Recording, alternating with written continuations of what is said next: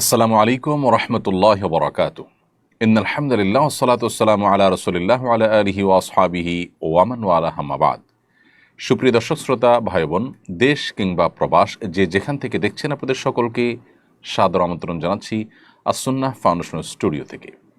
চলুন আর বিলম্ব না করে আপনাদের ইতিমধ্যে যে সমস্ত প্রশ্নগুলো আমরা পেয়ে গেছি সে সমস্ত প্রশ্ন উত্তর দেওয়ার পালায় প্রবেশ করি। সাইম ইসলাম আপনি লিখেছেন, ঘুমানোর সময় লুঙ্গি টাকনুর নিচে পরা যাবে কি না। ঘুমানোর সময় লুঙ্গি টাকনুর নিচে যদি চলে যায় তাহলে তাতে কোনো অসুবিধা হবে না। বিগত সপ্তাহে সম্ভবত এই প্রশ্নটি এসেছিল এবং এর উত্তর আমরা দিয়েছিলাম। সাধারণ স্বাভাবিক অবস্থাতে একজন পুরুষের লুঙ্গি, পাজামা, প্যান্ট, চাদর, জুব্বা এগুলো টাকনুর নিচে যেন না যায় সেটা খেয়াল রাখতে হবে। হাদিসে কঠোরভাবে নিষেধ আছে। শোয়ার পরে যদি সেটা চলে যায় তাহলে সেটা আসলে মানুষের একে তো ইচ্ছার বাহিরে, দ্বিতীয়ত এটা সাধারণ এবং স্বাভাবিক অবস্থা নয়, যার কারণে এতে কোনো গুনাহ হবে না ইনশাআল্লাহ তাআলা।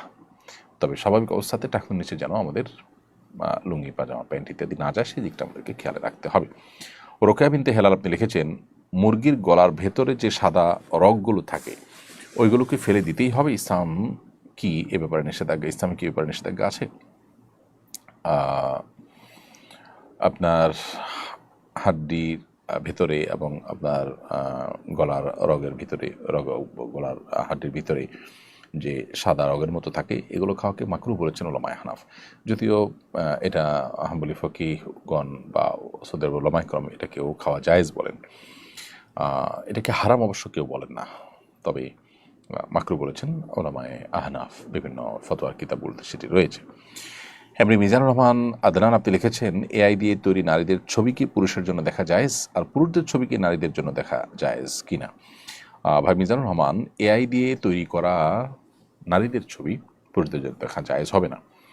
যদিও সেই নারী রিয়েল কোনো নারী নয়, কিন্তু একজন পুরুষের জন্য একজন নারীর দিকে অবলোকন করা, গায়রে মাহরাম নারীর দিকে দৃষ্টিপাত করাটা যে কারণে হারাম সেই কারণটি এখানে বিদ্যমান আছে।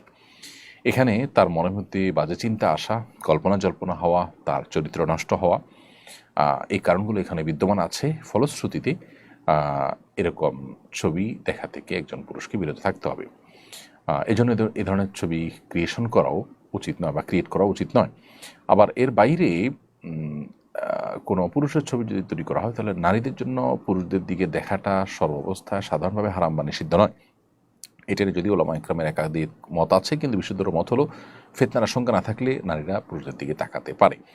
তো সেই দৃষ্টিকোণ থেকে বা সেই হিসেবে এখানে পুরুষের কোনো ছবি আইডি তৈরি করা থাকলে কোনো নারীরা সেদিকে দেখতে পারে। তবে একেবারে পার্সোনাল পার্টস বা একান্ত ব্যক্তিগত অঙ্গ প্রত্যঙ্গ যেগুলো সতর যেগুলো সেগুলো দেখা জায়েজ হবে না কোনো অবস্থাতেই।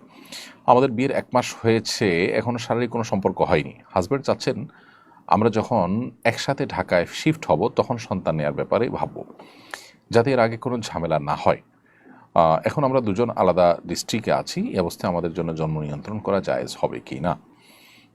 প্রথম কথা হলো যে এই ধরনের কোনো প্রতিবন্ধকতা, যেটাকে আপনি প্রতিবন্ধকতা মনে করছেন যে এখন বাচ্চা হলে দুজন দু জায়গায় আসি ঝামেলা হবে, তাহলে আমরা একসাথে থেকে তখন বাচ্চা নেব, এই জন্য ওই পর্যন্ত আমরা জন্ম নিয়ন্ত্রণ করব, এই কারণটা শরিয়া গ্রাহ্য কোনো কারণ নয়। শরিয়ার দৃষ্টিকোণ থেকে জন্ম নিয়ন্ত্রণ তখনই করা যেতে পারে যখন এটা সাময়িক সময়ের জন্য হয় এবং এটার ফলে বাচ্চা কিংবা বাচ্চার বাবা বা মায়ের শারীরিক অসুবিধা তৈরি হওয়ার আশঙ্কা থাকে কিংবা লালন পালন করবার মতো কোনো পরিবেশ না থাকে। এখন সন্তান হলে সন্তানের মা লালন পালন করবেন এবং একটা সময়ের পর আপনারা ঢাকা চলে আসবেন, নিজেরাই সিদ্ধান্ত নিয়েছেন, তাহলে এখন আপনারা যেখানে আছেন না কেন বা আপনি যেখানে থাকেন না কেন সেখানে সন্তান লালন পালন করাটা এমন বিষয় নয় যে এখানে অসম্ভব। হ্যাঁ, 2টা বা 3টা সন্তান আছে, ছোট ছোট, এখন আরেকটা সন্তান হলে কোনো কাজের লোক নাই, একা লালন পালন করা কঠিন হয়ে যাবে, এটা একটা বাধা হতে পারে, যুক্তি হতে পারে। কিন্তু এবারে প্রথম সন্তান, আপনি নিজের সন্তান নিজে লালন পালন করতে পারবেন আলহামদুলিল্লাহ, সুস্থ স্বাভাবিক মানুষ হলে এটা আপনার জন্য অসম্ভব বা অসাধ্য নয়।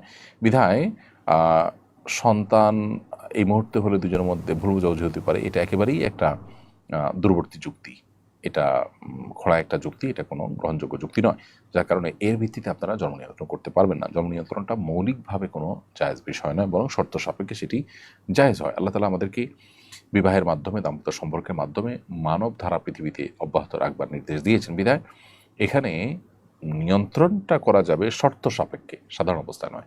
আর আপনি যে অজুহাতের কথা বলেছেন সেই অজুহাত আসলে শরিয়া গ্রাহ্য অজুহাত নয়। রোশনা আক্তার আপনি লিখেছেন,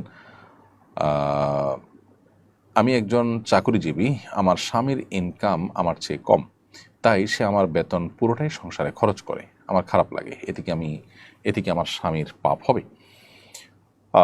বোন রোশনা আক্তার, আপনি আপনার উপার্জনের পুরোটা স্বামীর সংসারে খরচ করতে বাধ্য নন, বরং আপনি সামান্যটুকুও খরচ করতে বাধ্য নন। আপনার স্বামীর ইনকাম আপনার চেয়ে কম দেখে আপনার ভেতরে পুরোটা সংসারে খরচ করার অধিকার তার নাই। আপনি বিনয়ের সাথে তাকে বোঝাতে পারেন, আমাদের এই ভিডিও ক্লিপ তাকে শোনাতে পারেন, কিংবা অন্য কোনো আলেমের শরণাপন্ন হয়ে তাকে বোঝাতে পারেন। নিজে সরাসরি বললে অসুবিধা মনে করলে অন্য কাউকে দিয়ে তাকে বলতে পারেন, এবং আপনি বিনয়ের সাথে তাকে বাধা দিতে পারেন, অথবা আপনি কিছু টাকা রেখে দিতে পারেন যে আমি কিছু টাকা রাখছি, সব খরচ করতে চাচ্ছি না, এটা বলা আপনার রাইট আছে। এতে তিনি যদি ভুল বোঝেন সেটা একান্তই তার ত্রুটি, আপনার ত্রুটি নয়। তারপরও আপনি যদি পুরাটা তার সংসারে, স্বামীর সংসারে খরচ করতে চান, আপনি সন্তুষ্টির সাথে করতে চান, এটা আপনার ব্যাপার। কিন্তু আপনি যে বলেছেন যে আপনার খারাপ লাগে, তার মানে আপনি সন্তুষ্ট নন। এমন অবস্থা আপনার স্বামীর এই কাজটা অন্যায়।